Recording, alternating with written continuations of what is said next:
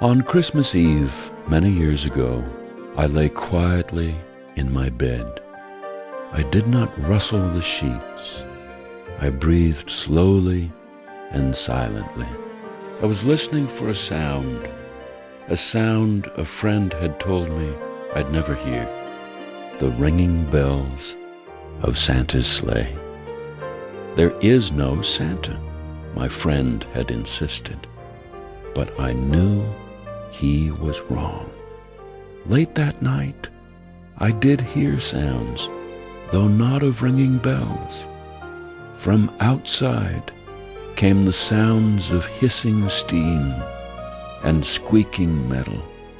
I looked through my window and saw a train standing perfectly still in front of my house.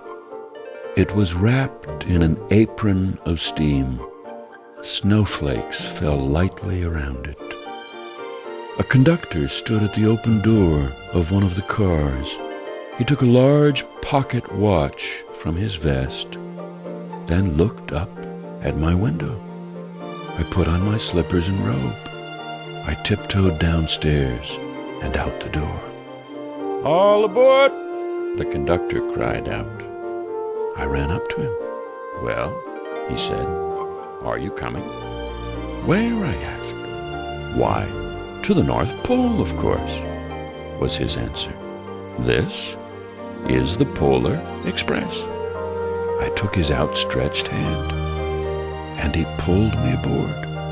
The train was filled with other children, all in their pajamas and nightgowns. We sang Christmas carols and ate candies with nougat centers as white as snow. We drank hot cocoa as thick and rich as melted chocolate bars. Outside, the lights of towns and villages flickered in the distance as the Polar Express raced northward. Soon there were no more lights to be seen. We traveled through cold, dark forests where lean wolves roamed, and white-tailed rabbits hid from our train as it thundered through the quiet wilderness. We climbed mountains so high it seemed as if we would scrape the moon. But the Polar Express never slowed down.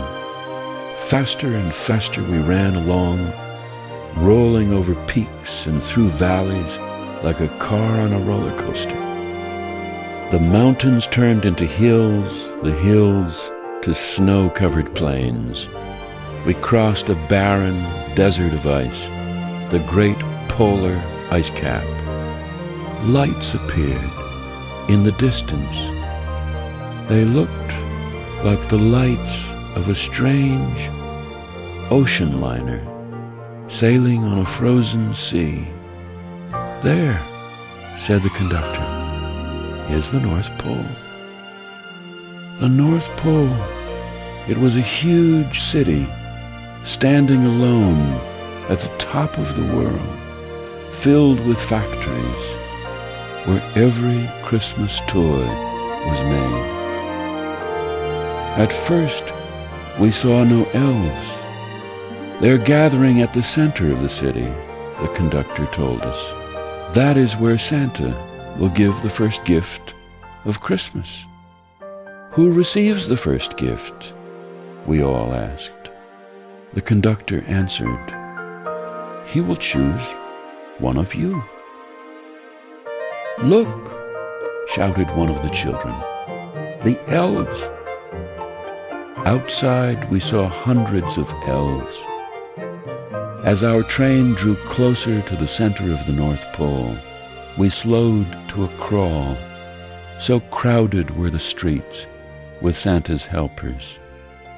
When the Polar Express could go no farther, we stopped, and the conductor led us outside. We pressed through the crowd to the edge of a large open circle. In front of us stood Santa's sleigh. The reindeer were excited. They pranced and paced, ringing the silver sleigh bells that hung from their harnesses. It was a magical sound, like nothing I'd ever heard.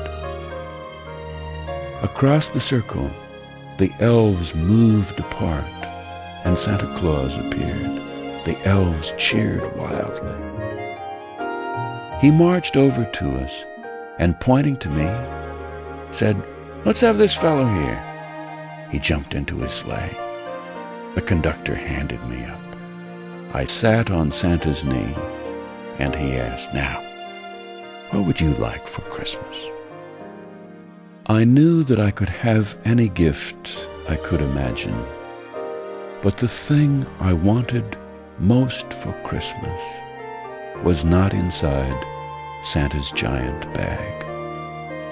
What I wanted more than anything was one silver bell from Santa's sleigh. When I asked, Santa smiled. Then he gave me a hug and told an elf to cut a bell from a reindeer's harness. The elf tossed it up to Santa.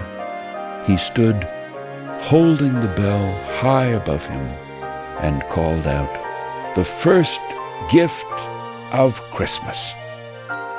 A clock struck midnight as the elves roared their approval.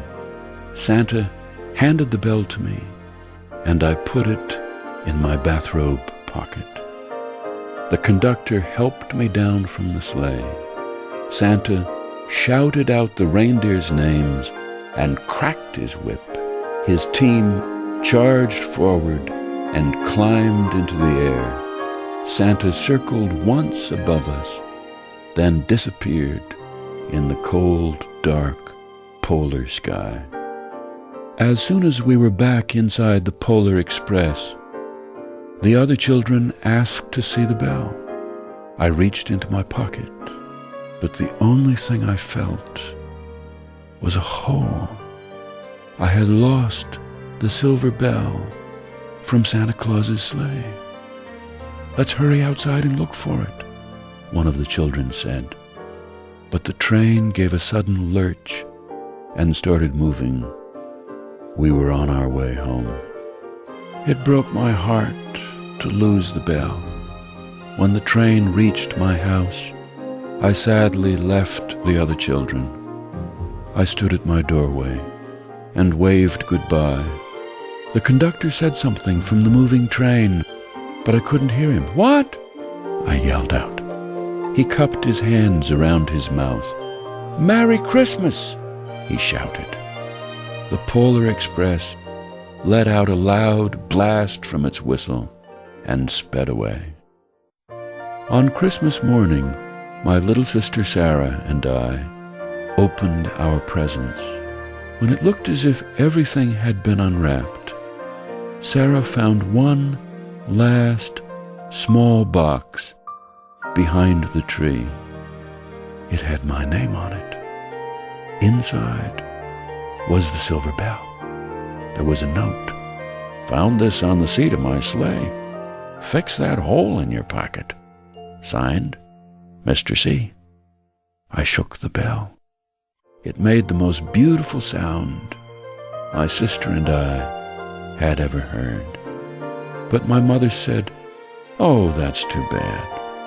"Yes," said my father, "it's broken." When I'd shaken the bell, my parents had not heard a sound. At one time, most of my friends could hear the bell, but as years passed, it fell silent for all of them.